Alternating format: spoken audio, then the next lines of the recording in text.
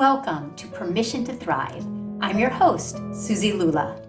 As a spiritual therapist for over 20 years, I have the honor and privilege of ushering women and mothers just like you on a journey from simply surviving to powerfully thriving. I also have the honor of raising our son, Will, who is now a young adult, with my longtime partner, Jamie, so I'm right there on the journey with you. Consider this your personal sanctuary, your space to meet your heart, embrace your messy, and come home to your most authentic, extraordinary self. My hope is that you leave resourced and inspired because you are here to shine. Welcome to Permission to Thrive.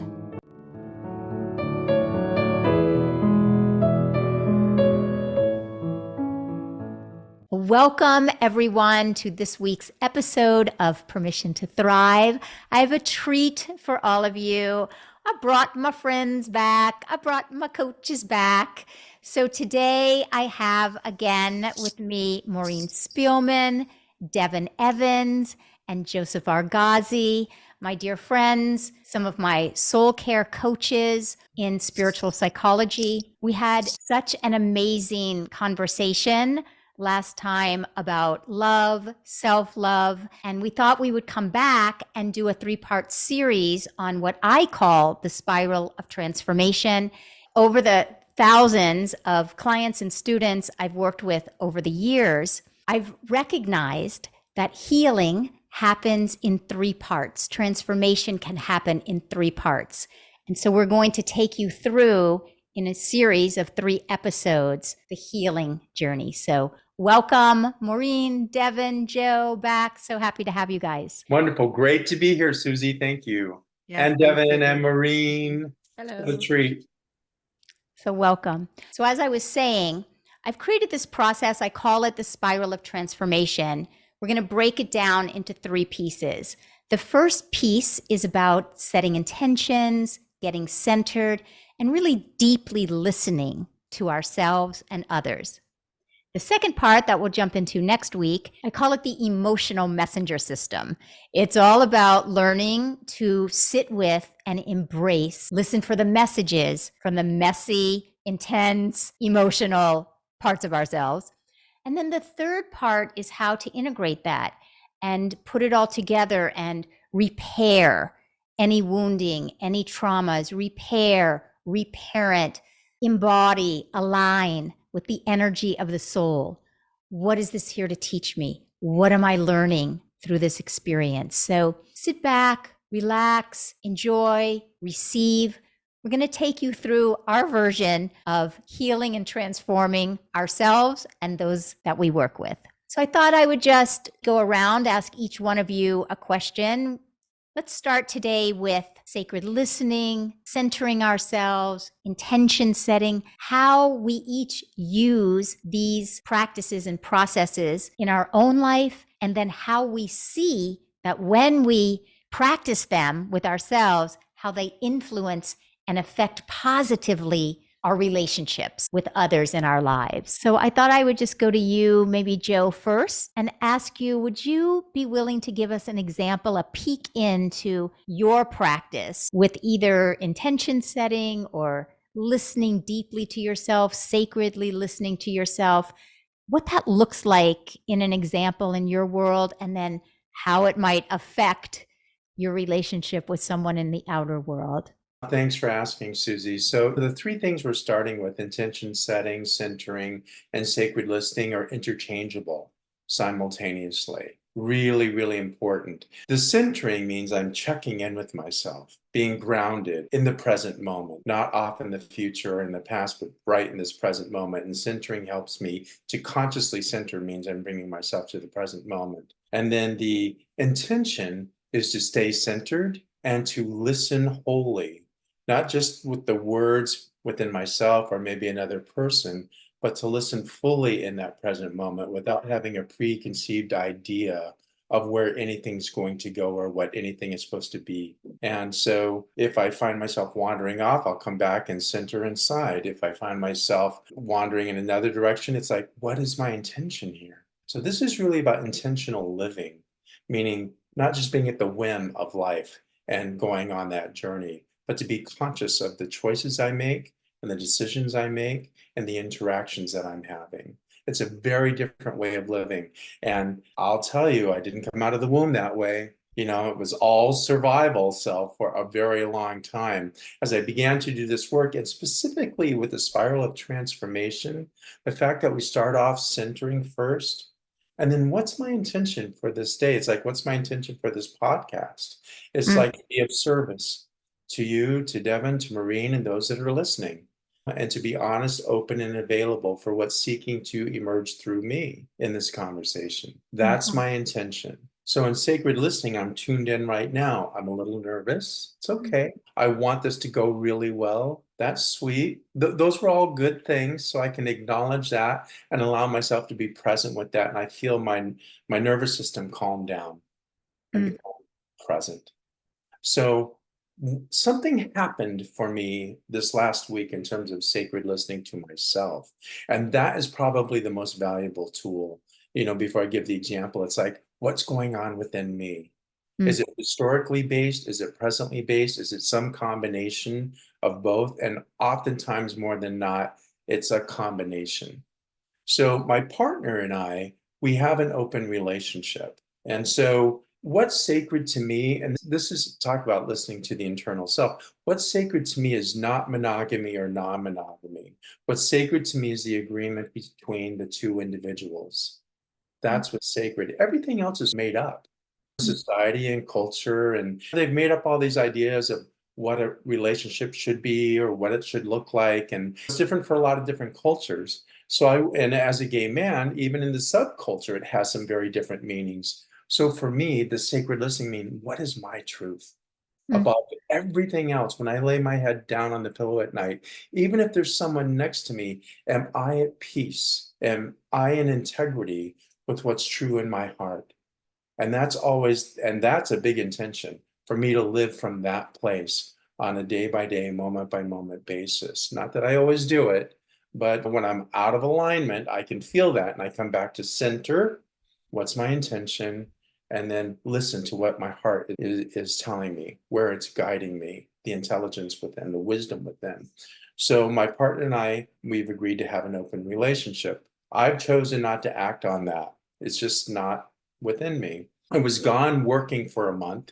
And when I returned, we were sitting out on our rocking chairs out on the front porch. So sweet. And he said, there's something I want to share with you, but I don't want you to be upset and I don't want you to be angry. And I just paused, and I'm really aware that my codependency is not to get upset and not to be angry, because I don't want to rock the boat for anyone. I don't want to make anybody uncomfortable. That's an old paradigm. But I was able to say to him, well, I can't promise you that, but I promise to be present and to be genuine and authentic in whatever my reaction might be. What's going on? And so he shared with me that he had met someone, and that it Mm. was more than a physical connection, that there was Mm. also an emotional component to that. And he started to share some of that. And here's the miracle, as defined by Course in Miracles, as a shift in perception. My old paradigm, my old perception was monogamy, and that was based around me feeling safe, that Mm. the other person is required and responsible for my safety and my well-being at all costs. So I was really locked into that because I didn't have a sense of self and safetyness within myself. So a lot of this work in sacred listening has allowed me to go back and explore a lot of childhood dynamics, a lot of survival self dynamics that no longer serve me today. And I've been able to be present with them and not just do a spiritual bypass intellectually, but really lean into what was going on when I would get triggered. In the past, if my partner would have said that to me, I would have been so triggered, I would have Mm. been all over the map. And I would have been angry, I would have been hurt, but underneath I would have been scared because I would have feel they're going to abandon me. They're going to leave me. That's a very young little boy's perspective. The grown man who is now, because a lot of the work that we've done, especially I've done, been around for a few decades, but especially in the last couple of years with this soul care work and the curriculum that you've created through the spiral of transformation, has allowed me to lean in and go deeper than ever before and learn how to be present with those parts of me that were scared, those parts of me that were based in survival tactics that no longer serve the grown man that I am today. And by doing that, when my partner said what he did, I just sat there and it's like, well, tell me more. Mm. I wanted to know what that experience was like for him. And it was like, he's going through some pretty big health challenges at this time. And so, because I'm gone a lot, there was a connection he was experiencing that also became physical. And it's not like he said, I'm leaving you or anything. And even if that were the case, I would have been sad, but I would have been okay. So I wasn't triggered by what he was sharing with me. And that, as I was observing myself, going, wow, look what has happened. You have done this work in such a way that it is now integrated as a part of your beingness. It's not like you're trying to be the loving partner. You're not trying to say the right thing, do the right thing. I was actually genuinely caring about what his experience was and what it meant to him because I knew it had nothing to do with me. Mm. That is huge. That is Freedom huge. in that for me. Like, Yeah. that's the freedom I've been seeking my whole life. That was the freedom I was seeking in relationship, that they were going to come and save me in some way and protect me and take care of me. And then I would feel free, Mm. right? The opposite, you know? So, Wow. yeah. So the sacred listening within myself, and then to be able to recognize the old reaction that would have occurred and what was happening currently from an open-hearted place. That Mhm. that showed me how much work, not only how much work I've done, but the relationship between Max and I, intimacy is about being honest and vulnerable. Mm. Anybody can get naked and have sex, but real intimacy is here's my heart, here's what's really going on, here's what I'm feeling and experiencing. And Mm. so there's a vulnerability in that. And vulnerability is a great paradox because it's like I thought in being vulnerable, I'd open myself up to being hurt. But as long as I have a sense of self, there's actually freedom in my vulnerability. Mhm. There's connection. Go ahead. Yeah. And I love that you're using the word intimacy because when I think of the quality of sacred listening, listening to ourselves very deeply, and clearly you have been practicing this, but you have been listening to yourself very deeply. You've been listening to the places, like you said, in the past would have felt abandoned, would have felt rejected, the places inside of you where in the past they were grasping for that external validation. Please be here for me so I can know that I'm okay. And what you're sharing is that you have developed a practice of you listening to those parts inside of yourself, which creates that inner intimacy. You're listening deeply to the places inside that had been hurt.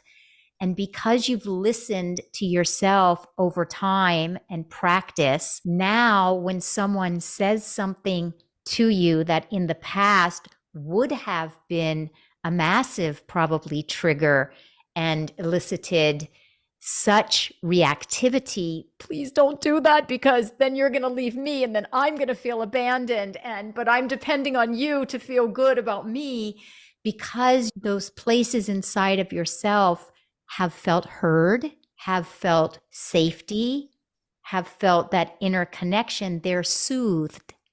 And because they're soothed, they don't need to come out. And you had the ability and the capacity to listen to another because the places in your nervous system was soothed. So I'm appreciating that so much. I'm so appreciative of the authenticity. I feel very privileged that you would let us, the three of us, in and everyone listening. This is why this podcast to me is so sacred.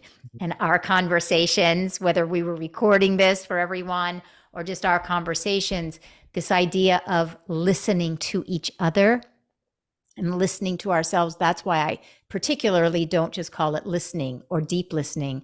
I particularly call it sacred listening because it is so sacred. And when we can listen deeply to ourselves, we're able to extend that to another. And the last thing I want to say, and then I'll move on to you, Devin, is at the beginning, I really appreciated the way that you brought together centering, intention, and sacred listening. And you said they're interchangeable. And I love that. And I love the simplicity with which you described it. Centering is checking in with myself. And in that conversation you were having with your partner, there might have been, and for those of you listening to any conversation you're having with another individual, there can be many moments while that conversation is happening where you're checking in with yourself and you're asking, oh, what was my intention again for this conversation? Oh, what is my intention now? Let me check in. Let me recenter, because we are multidimensional beings and we have that ability to be present with another and also be deeply present with ourselves, because our soul, our heart, our intuition is always seeking to speak to us. And when we attune ourselves, we start hearing in the moment. So I know I've had experiences where I'm in a conversation, let's say with Jamie, and during that conversation, I might center and recenter, check in with myself. As you said, I might check in with myself 30 times. And every one of those 30 times assists me to have my nervous system feel soothed, to have my nervous system feel calm, so that I can show up in the way. And even had an experience with him just this weekend where I actually said to him, you know what? I'm not able to show up calmly right now. I'm not able to show up in the way I know, I'm capable at different times, but not today. And also that you're needing me to be. So I just need 5 minutes. I need to stop this conversation for a moment now. I need to go into a different space. I need to really get, because I wasn't able to get recentered and centered again in with him. And so I'm wanting to paint the picture for everyone listening that there are so many different ways that this can look in your own life. So I hope that everyone listening is thinking of your own examples with those in your world, how you listen to yourself, center, check in with yourself, and then how you center and check in with others. Yeah. So thank you. Beautiful. Thank you. I want to say just one more thing around the abandonment. And abandonment, the ultimate abandonment is the abandonment of myself. It's not being abandoned by another human being. It's like when I'm out of integrity with what I know to be true in my own heart. And that's something that I have a clear and core intention of not doing. So absolutely. We think, we perceive that we can be abandoned by another, and we heal and repair when we recognize that ultimately all abandonment is self-abandonment.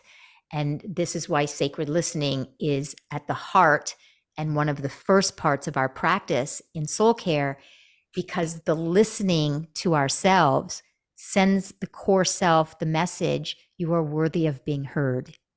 And when we feel that I am worthy of being heard, that is self-support. That is self-connection. And you cannot experience self-support and self-abandonment at the same time. So it heals. Sacred listening heals self-abandonment. That is one way to say it. When you listen deeply to yourself consistently enough, you will heal self-abandonment because you have experienced self-support, self-connection. So thank you for adding that. So poignant, because so many of us have experienced the feelings of feeling abandoned or rejected. So thank you.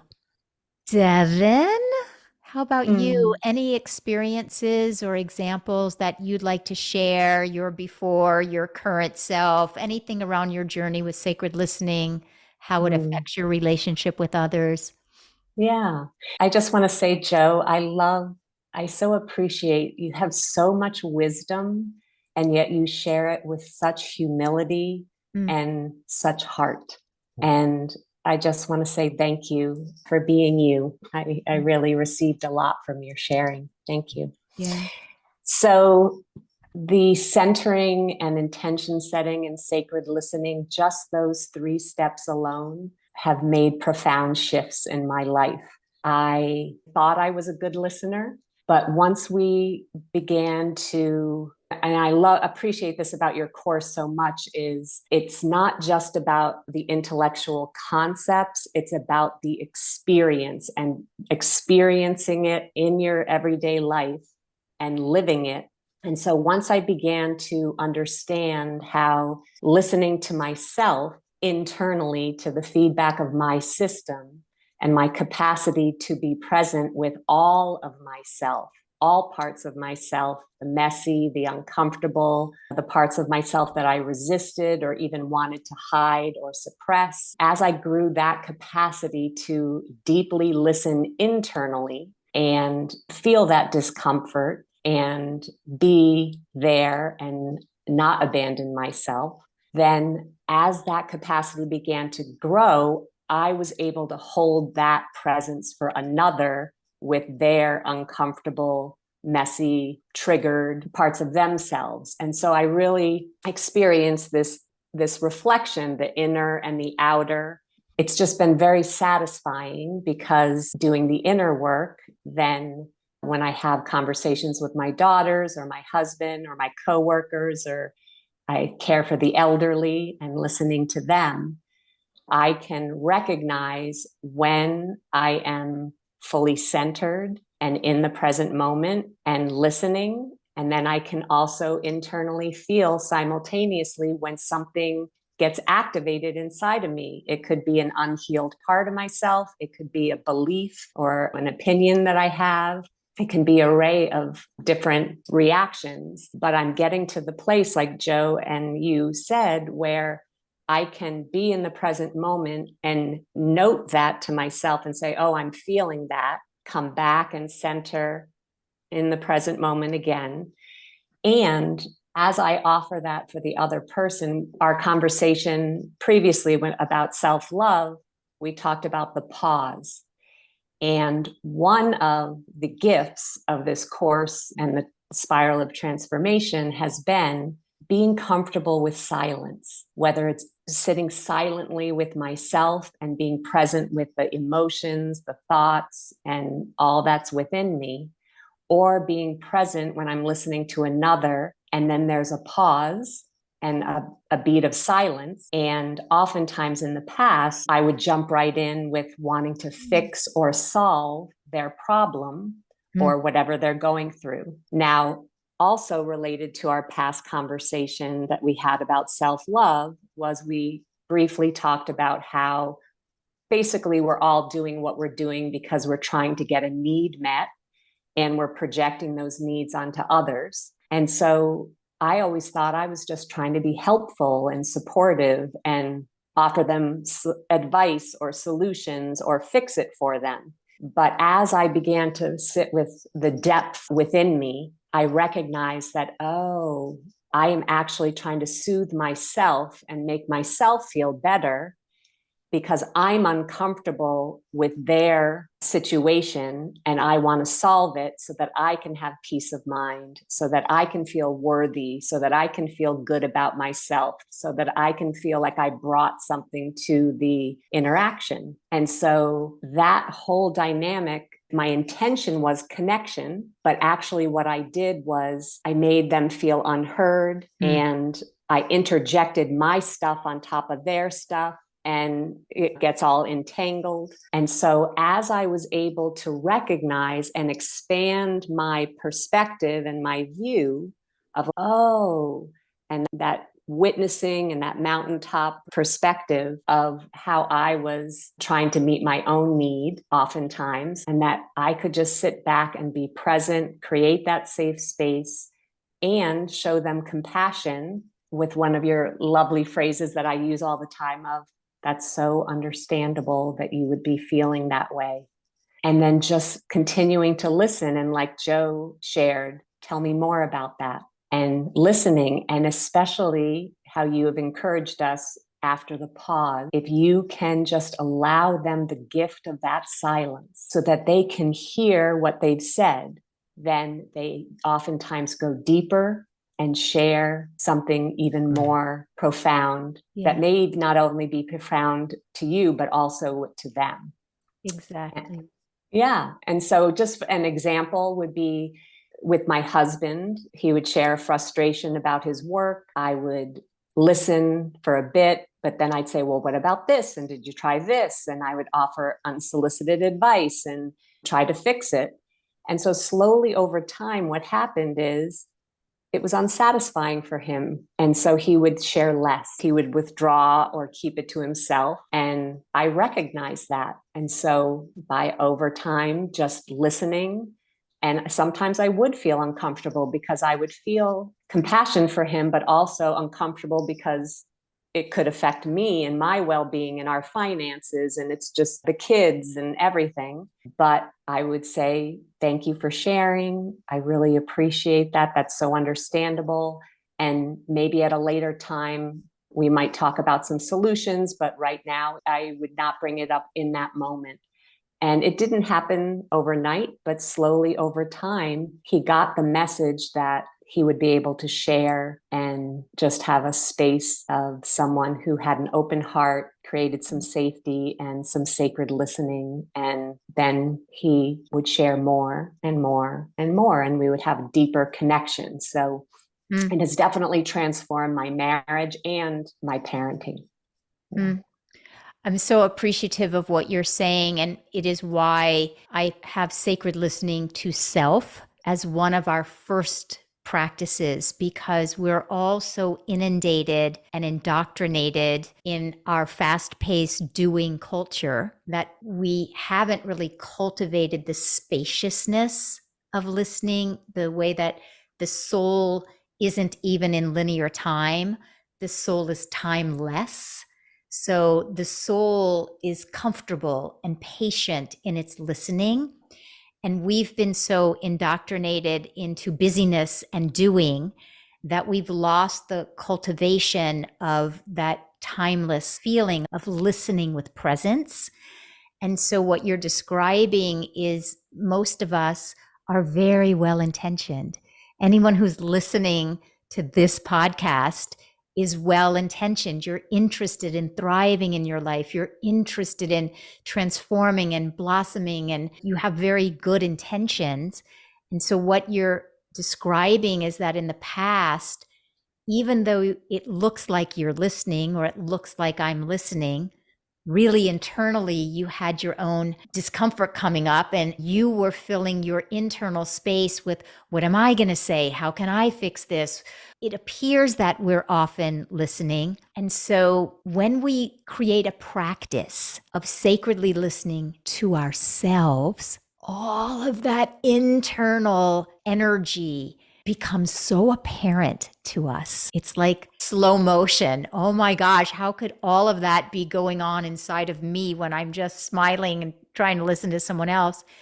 And as we practice really being able to be present, it expands our consciousness. It expands our capacity. We expand and we are then able to soothe all those voices inside of us so that then when we are listening to another, we are actually expansive, present, more patient, out of time, and as you're saying, sometimes able to be present with the stuff inside of us. And sometimes we put it on the side and say, like I was sharing, oh, I'll go be with that in 20 minutes. And then we can continue this conversation next week and the week after, or tomorrow, or in an hour. We always think of conversations as being so complete, but really life is an ongoing series of conversations. So I'm appreciative of all that you're sharing. I hope that everyone listening is using this example in your own life, that often we get hijacked by our own internal energy that happens. And so the practice of going back later and being present, tell me all about it. It's so understandable that when you were listening to your husband, you started feeling maybe anxious about your finances or about something with the kids. It's so understandable that you would have had that anxiety or those inner reactions. I'm right here. Tell me more about it.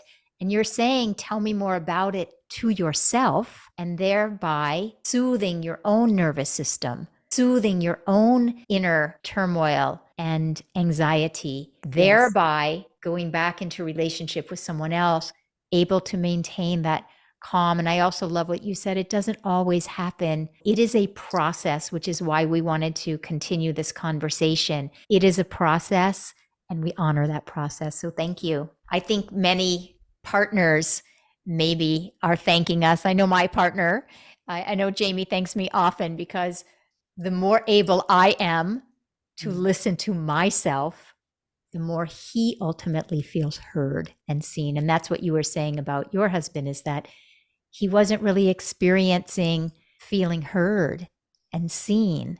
And that's what we all want. And the more you have learned to listen to yourself, then the byproduct is that he feels more seen and heard. And that's what we're all seeking. So thank you. So lovely.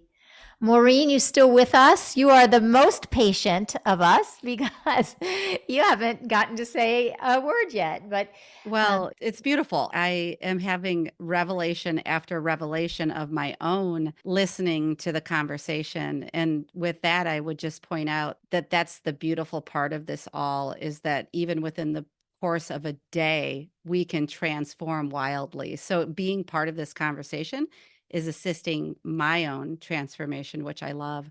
You had asked what was your relationship with sacred listening. And I thought about my family of origin, and there really wasn't much dialogue that reflected back anything that we would cultivate sacred listening within ourselves.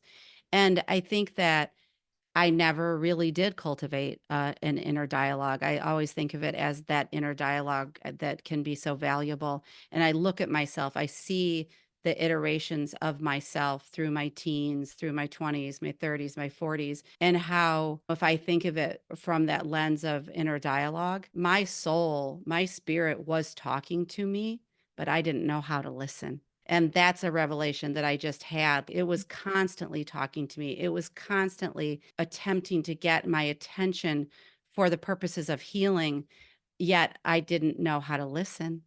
And so the internal angst and resentment and all the things that just alchemize and boil over, and they just persisted because I didn't have the skill of listening to myself. And so there's a lot of different modalities being offered these days, whether it's inner child work or shadow work or any of these wonderful things, even this concept of self-love.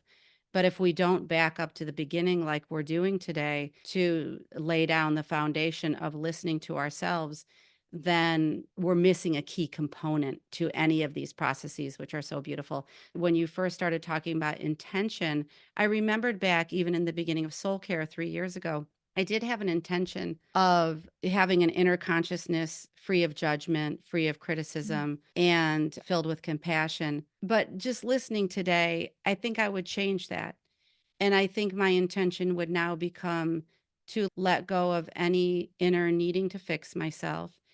And if I could simply put the intention to understand myself and come with deep, deep compassion, then that would be my intention. And that's beautiful. I just think the work we're doing in this space, we're all sacred listening to each other right now. And so when we do that, we create spaciousness for sure. But it's my experience that I leave with more gifts than I've ever given to somebody else. And so I love that. I use sacred listening in all of my life now after applying it to myself. I slow down, I listen deeply. And the reason I like introducing this tool in particular is because anyone listening can apply it to their lives now. We do not have to wait for the big wake up calls in our lives. We do not have to wait for that health diagnosis. We do not have to wait for anything that I think traditionally sort of wakes people up. If we almost like go underneath it and begin right now, for any listener today to listen, become aware, and start the dialogue today, then we may save ourselves from having to go through these bigger things. And that comes to mind because when Joe was talking about having the conversation, and Devin, this idea of the triggers that come to us, I think that the triggers, the thing that causes a reaction, it can be a diagnosis or something bigger that's occurring in our lives. It's always the pointing back to where do I need to listen to myself more deeply. So I just love this aspect of start integrating into your life today. It's so accessible, it's so usable. I caught myself in a conversation with my partner the other day, and he requested that we look at our finances together. And that's a wounding. I've got some stuff around that. I think a lot of people have money stuff, but it was around finances, and that still like exists within me. But it was good because, like Joe was saying, when he first started out, he named like he was feeling a little nervous. He was feeling like a little bit inside. I felt myself like, okay, I'm going to do this conversation, but I wasn't yet voicing what I needed. I wasn't fully listening to myself. And my internal process through the review of a bill we were looking at and all the itemization of it, I could feel myself rising. I could feel myself rising. And Susie, I think I wasn't doing how you were saying in your conversations with Jamie, check in, check in, check in, check in. And when I wasn't doing the listening, rise, rise, rise, rise, rise. And then I felt safe enough that I could name it out loud. And I said, this is really triggering me. And that alone was listening to myself because I could share, this is triggering me. And that became a conversation. So, in a sense, was I fully listening? Maybe not. But I was listening enough to represent myself and what I needed because I think I needed, like Devin said, I needed the pause, I needed the slowdown. And it created a space within the relationship and the conversation that let it breathe a little bit more because the energy was a little dense. And so it let it breathe a little more. So that's my recent example. I love it so much. I hope that everyone listening can relate. I can so relate to what you're saying, to be in a conversation and just feel the energy rising and rising and rising. And I want to say this is not about being perfect. We're not seeking perfection. So when you say, was I listening? Was I not listening? There's no implication of perfection here. You absolutely were listening because you could feel the rising energy inside of you and you were able to say, I'm getting triggered. And I always say, when we can learn to something out, we won't need to act something out. So speaking for myself, I had the similar situation with Jamie, as I was describing before. In the past, I wouldn't have been able to talk it out and simply say, I can feel that I'm getting triggered right now. I need some time. I would have acted it out and we would have gotten into a conflict for sure. But what you're saying is, because you're learning and practicing listening to yourself, you were listening. You did feel that energy rising. And so you were able to say, oh, I can feel that I'm getting triggered right now. And then that created some spaciousness. So you were able to talk it out rather than act it out. And I love all of these examples because we're all in different places of depth of listening in different moments, in different conversations with different individuals. It's easy. You were saying we're all sacredly listening right now. And we so hope that everyone listening is really just absorbing and receiving so much. That's our intention. And it's easy to sacredly listen to each other because there's nothing that is triggering any one of us. Like, we're all just hanging on each other's words. And hopefully those of you listening are receiving so much. And it is different with our partners, and it brings up things inside of us that are still calling out to be healed. And that is the whole point of sacredly listening to those places. And when we do that, we are then able not to be perfect, but to be present to whatever authentically is happening. And it leads me to one of the first things you said when you were sharing, which I so love. I think you said, when you were young, there wasn't very much listening in your home, but you realize now in hindsight that your soul was speaking to you relentlessly. You just didn't know how to listen to it. And I want to highlight that for everyone because our culture is so based on doing and busy and tasks and success and all the outer external, which are wonderful. We're so externally oriented, and our soul is a quiet, whispering, consistent energy. And it is within each one of us right now, regardless if you're on your way to pick up your kids from school, if you have 3 young ones, if you're thinking about what you have to make for dinner and you have to stop at the market first, whatever is going on in your external world right now, because we're multidimensional, your soul is whispering to you. It is seeking to speak to you, to share with you, to connect with you. And this is why I love spiritual psychology so much, because we are existing in this world and we are also here to create that flow state where we are connected to our soul, to our spirit, to our heart, to this expansive energy that is always available to us. So when we practice sacred listening and we segregate that into a practice, it assists us to have the voice and the energy of the soul become more familiar to us, because it is there speaking to each one of us right now. It's just that it's less familiar because we've been so trained to listen to the voice of the external world. We just really appreciate that what you're saying is, by segregating your practice of learning to listen to yourself, it connected you with a soul energy that was always there. You just didn't know how to listen to it. And that is a takeaway of all takeaways. If there is one takeaway today, it is that your soul is seeking to have you listen to it, to speak to you, to connect with you. And I think that's what each one of us is saying in essence is, when you learn what the voice and the energy of your soul, your heart, your spirit, your intuition feels like, sounds like, when it becomes so familiar to you and you are then able to access it, you are then able to bring in more soulful connections in your outer world, like you with your partner, even around something like finance, where you may have still even feel triggered, can become a very soulful conversation.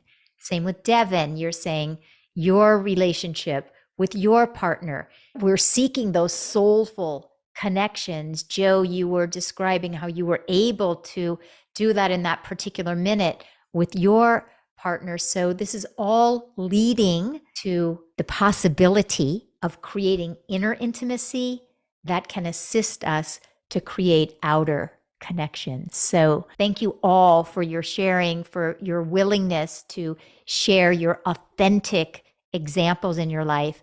And I just want to do one quick circling back to each one of you, to give each one of you an opportunity to just share anything in closing. And I do want to highlight that, Maureen, you have your own podcast called Mystical Sisterhood. You're a beautiful host of that. You have your own private practice. Joe, you have your own private practice. Devin, you work with me, I want to say, on a weekly basis. And so we're all doing the work in our own right. In the show notes, I will have where everyone can connect. And we just want to make sure you all feel very highlighted and supported, because I have deep bow to each and all of you. You have so much wisdom.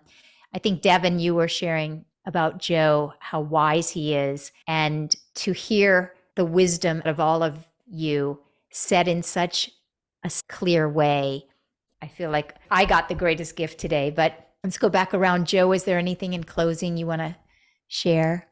Thank you. I just wanted to say I'm in deep appreciation of both Devin and Maureen. I've received so much through this exchange today, and I've learned a lot. I'll go back and re-listen to this myself.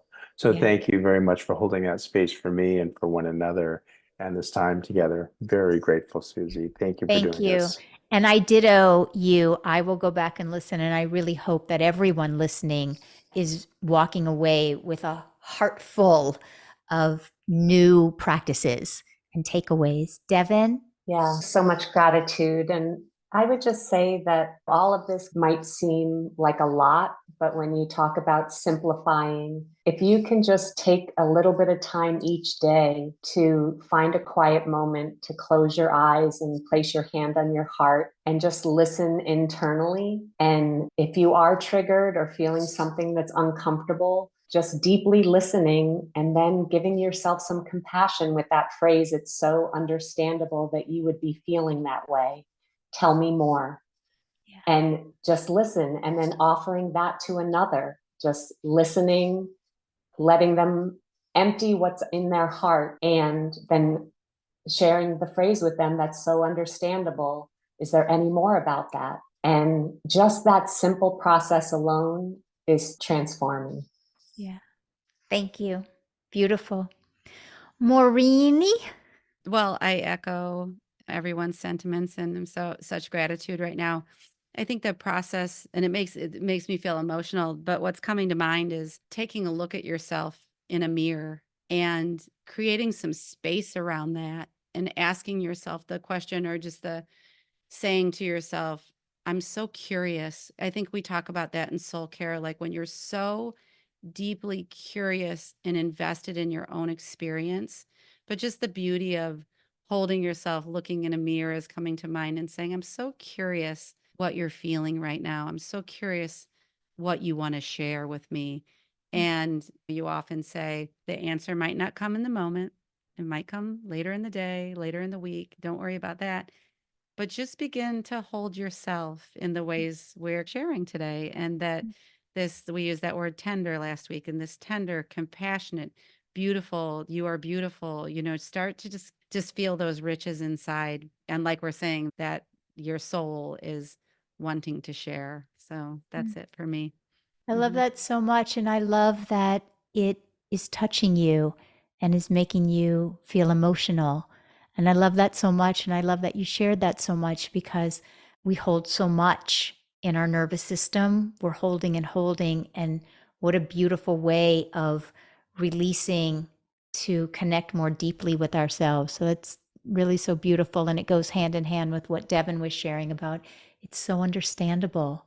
Whatever it is that any of you listening are experiencing or feeling, when you listen to yourself, it is so understandable based on your own context of your life. So those are lovely takeaways. I hope everyone listening is leaving with an armful of takeaways and practices. And then we will come back and we'll do 2 other episodes going through the rest of the spiral of transformation, connecting with our emotional life, some of the messy, more intense emotions, how to be with them in presence, and then moving to that mountaintop to have a soul's view of the meaning of our life and the meaning of these different experiences. So thank you. I'm honored to be in your presence. I'm so grateful to everyone listening. Thank you so much for your DMs, your comments, your emails. They mean so much to know that somehow you're being fed. So much love, everyone, and see you next week.